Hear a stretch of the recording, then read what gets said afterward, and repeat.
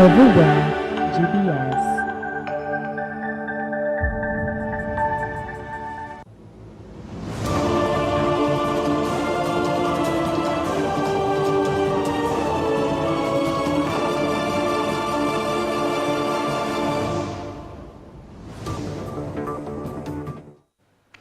A good afternoon. It is 1 p.m. here in Kenya's capital, Nairobi, and this is the Ambassador with me, your Ambassador Ibrahim Said. This is where we debunk global diplomacy and geopolitics. We have a lot lined up for you, and on to our first story. Somalia has taken major steps towards electoral reforms as President Hassan Sheikh Mahmoud and 4 key opposition leaders signed an agreement outlining the framework for 2026 elections. Finalized on August 25th, the deal follows months of negotiation and builds on last year's adoption of new electoral law, establishing universal suffrage. Here's more.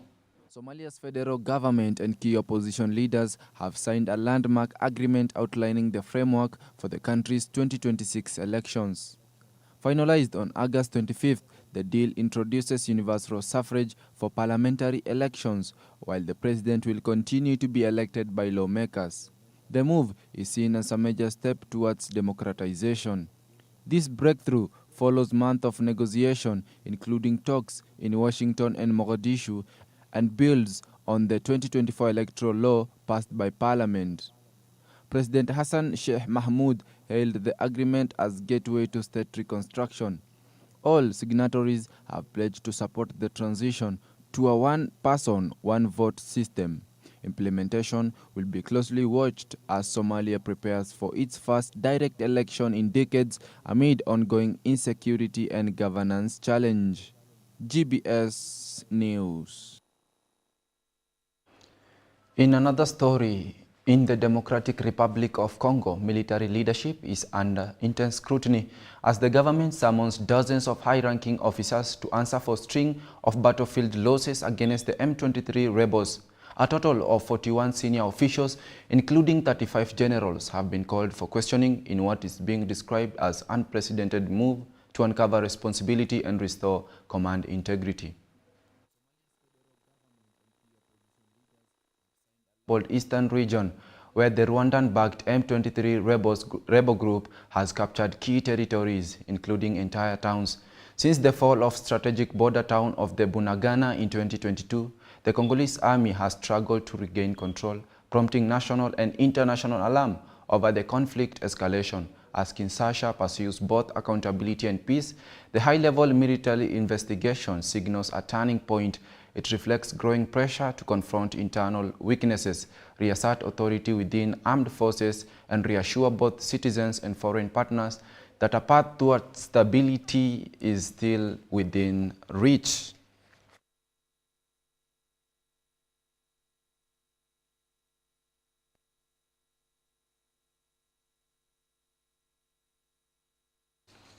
Away from that, in a major push to boost regional trade and infrastructure, Egypt has announced a $500 million project to build a 1,700-kilometer corridor stretching from the Red Sea to Chad via Libya.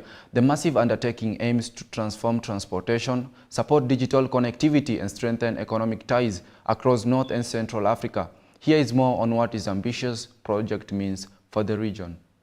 Egypt is moving forward with a $500 million plan to build a 1,700-kilometer road connecting the Red Sea to Chad, passing through Libya. This ambitious corridor is designed to enhance regional trade, improve transportation, and link remote areas across North and Central Africa. This is our dream, to work on strategic corridors like this. Strategic corridor, will be a game changer. It will not be a land corridor, it will be a corridor for development. It will be for interconnectivity, for internet, for fiber optics, for land routes to move livestock from Chad easily to Egypt, or to have all exports from Chad to our port on the Red Sea. One of the main impediments for promoting trade and investment is the lack of transportation. Egypt's foreign affairs minister says the corridor reflects a broader vision to boost economic growth, strengthen regional ties, and lay the foundation for a more connected and prosperous Africa. This road complements Arab-African trade connectivity through land and railroads. Libya is working to connect Sirte city to Chad and Niger by train. These projects could curb illegal migration through bringing European investments in these connectivity networks. Egypt, as a partner with its experience, will bring many job opportunities. More than just a road, the project will support the transport of livestock and enable the rollout of vital infrastructure like internet and fiber optics, helping bridge the digital divide and fuel development in undeserved regions. The economic prospects of this project are numerous: to enrich regional economic cooperation, to boost cooperation with African countries. It will develop logistical services, enhance wider trade flow between these countries, exchange of services, transfer of technology between Egypt and these countries will be facilitated. The road will also help in capacity building and ease movement of labor between these countries. Elvis Muyodi, GBS News. Now, peace talks are underway in Doha between the Democratic Republic of Congo and the Rwandan-backed M23 rebel group. The two sides are trying to implement a Qatari-brokered truce signed last month, despite ongoing fighting in North and South Kivu province that has displaced millions.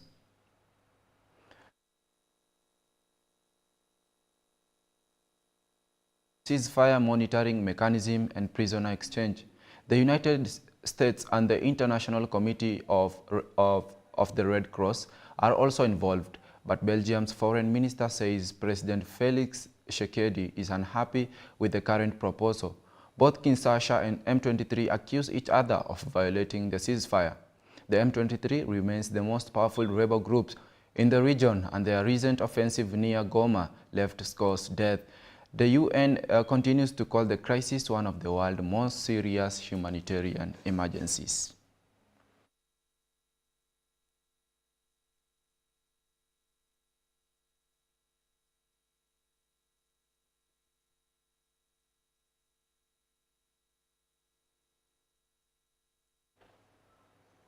Away from that story, the ambassador will take a short break. We will be right back with more as we debunk global diplomacy and geopolitics. Confidence and body image. Confidence and body image is what we'll be talking about today. So I've always been told I'm too short to model. Does height really matter, or is confidence enough? No, height. In the world we are in today, height does not matter. It doesn't. When it comes to modeling. Actually, leave alone height, even body size doesn't Even matter. body size. Yes. Modeling Alright. is it's an open space to express yourself. You know, modeling is visual representation of a brand of who you are. So it's about you showing up and showing your authentic self. Just like Right. this. In the industry, I have experienced, met very short people, men and ladies, and they do amazing. They're really good. It's all about, I think, believing in yourself, that confidence, you know, and knowing you can do it and you need to do it. Walk an imaginary runway across the room, but do it like you're wearing 10-inch heels and atuna heel. So yeah, pretend do it like you're wearing a 10-inch heel. Haibo.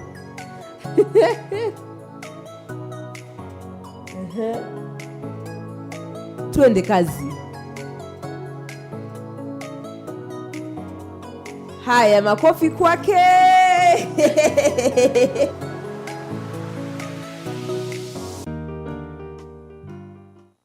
Where you go, I'll go. Where you stay, I stay. Where you move, I move. I will follow you. Welcome to our Bible story. Are you ready? Great! Today we are going to learn about a story about a widow of Zarephath. And he said unto him, Thou hast answered right. This do, and thou shalt live.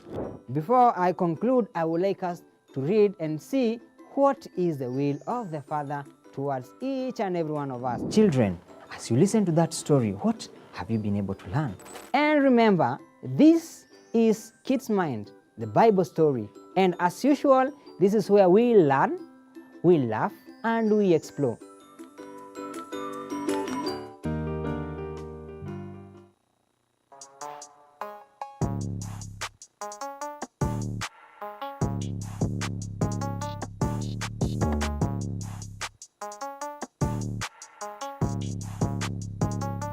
Our riddle for the day, guys. I am easy to lift but hard to throw. What am I? I've been a sculptor for many years now. It's about 44 years since I started doing as professional state artist. For 44 years. That's almost half a century. But now, where did it start? Before the 44 years, where did it start? But for me, I use art to document culture and speak more about human life and activities through art, because I regard art as visual literature.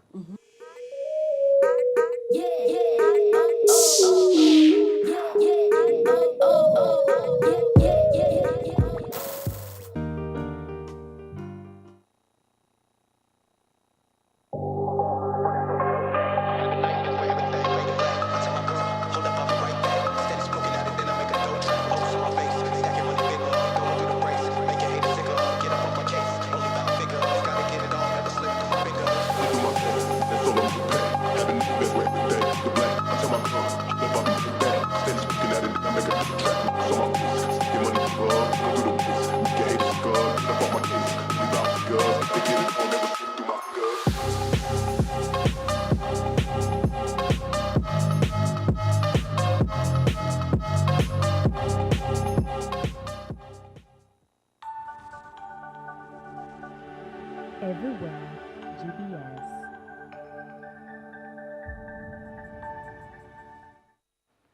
Welcome back and thank you for keeping it locked here at GBS TV.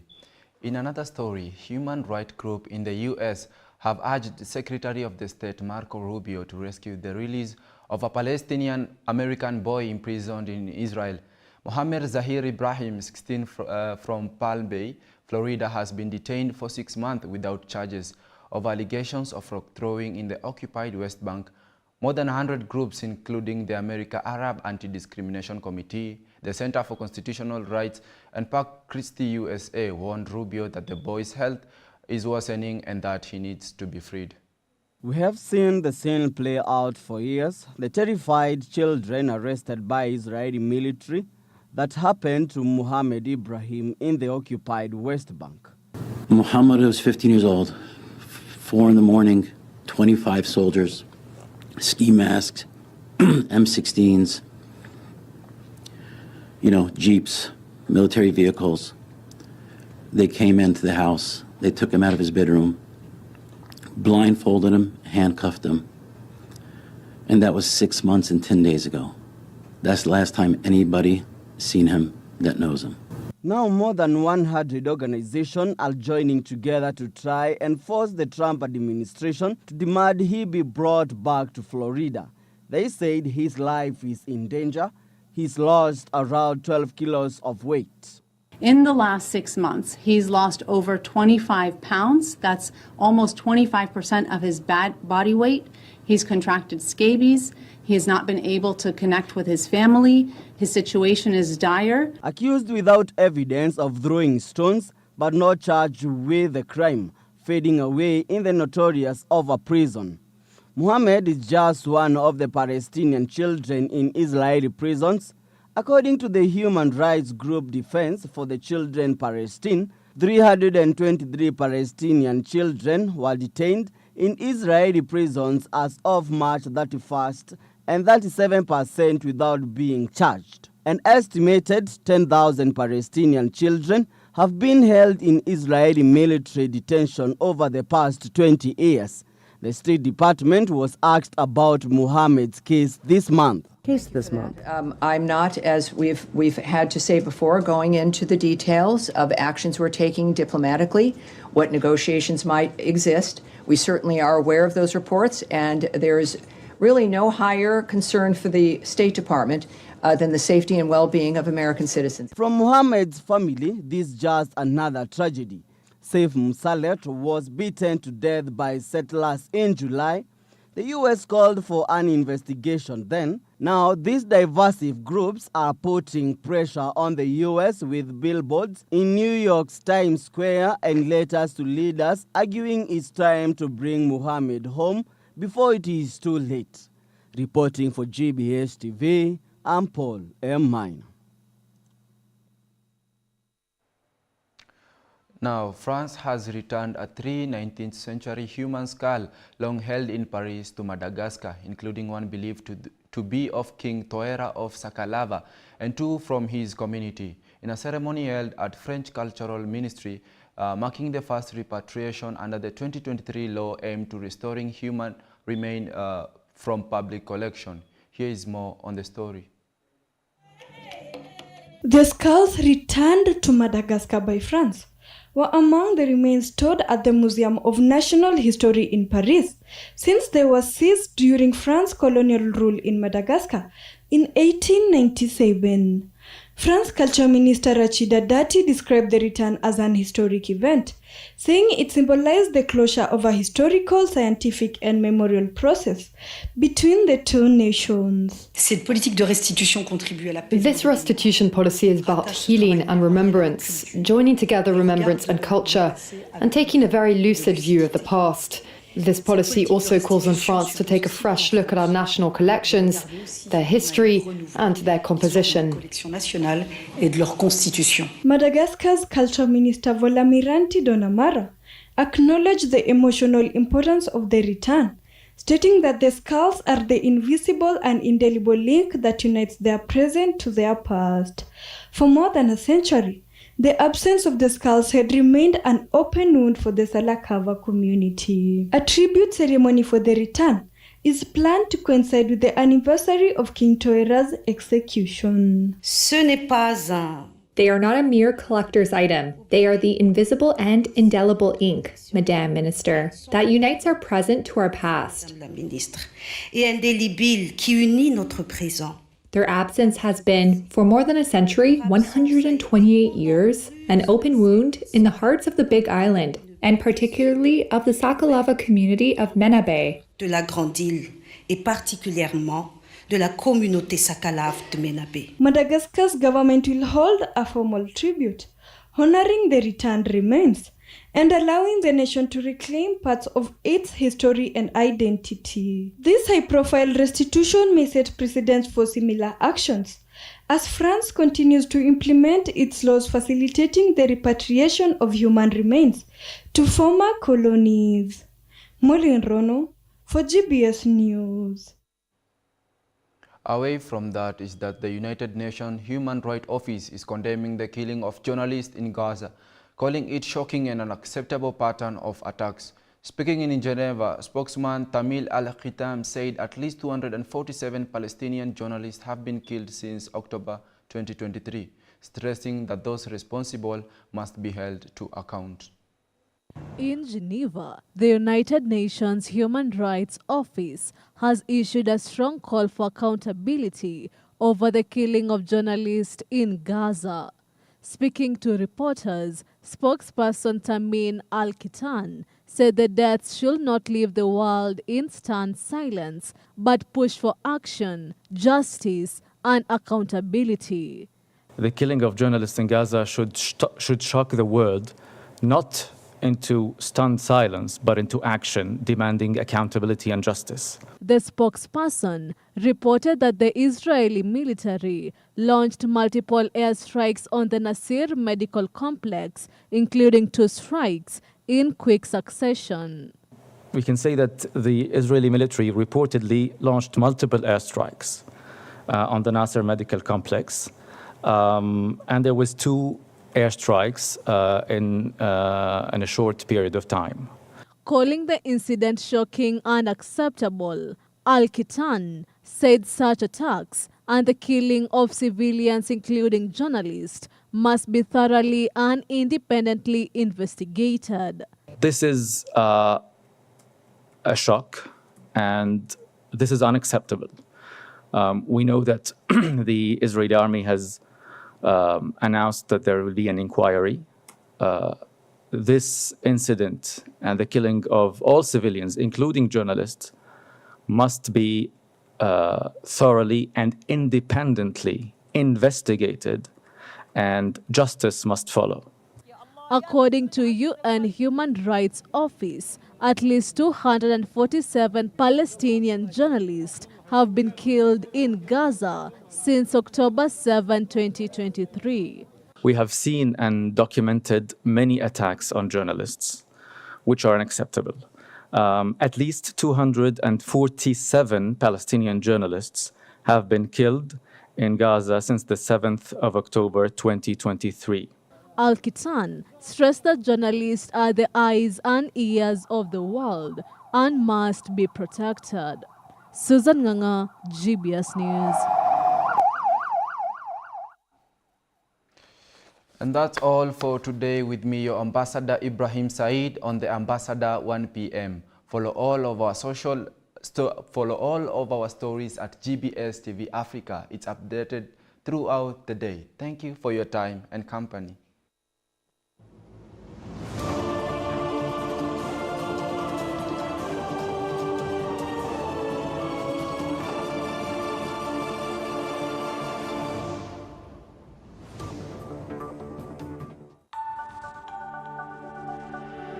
Everywhere, GBS.